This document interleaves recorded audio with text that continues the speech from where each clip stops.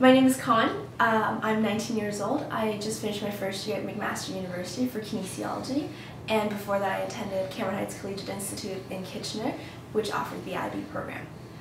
Essentially what the IB program is, it's very much an enrichment program in grade 11 and 12.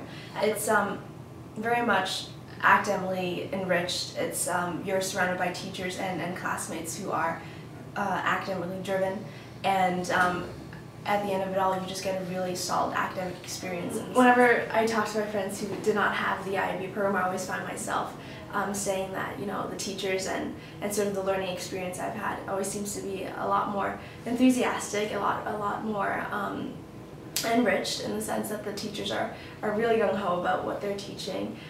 That's something I'm quite lucky to have had.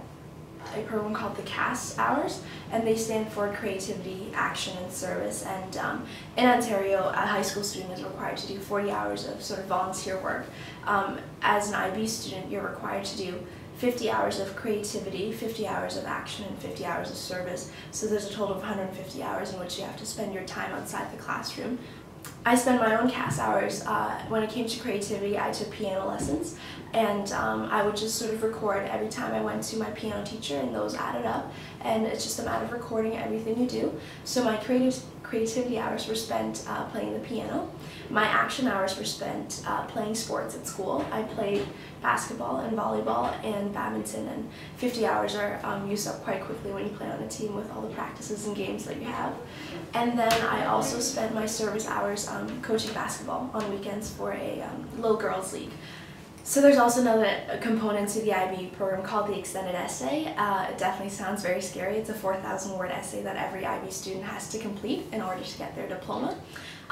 When I wrote about Pride and Prejudice, I wrote about the mother relationships between the different characters and how that contributed to the protagonist's sort of growth as a character from the beginning to the end. So there was several mother relationships, mother and daughter, aunt and daughter, mother-in-law and daughter, and it was just sort of playing off of how those different relationships contributed to Elizabeth growing as a person and her character evolving as the novel went on. What you get out of the experience of writing such a large paper is just knowing how to write a paper, and how everything else in the future, those 1,000-word papers, those 2,000-word papers, seem so easy in comparison, because the 4,000-word was quite a bit of work. I think one of the greatest things I learned coming out of the IB program is the fact that you really do learn how to learn better.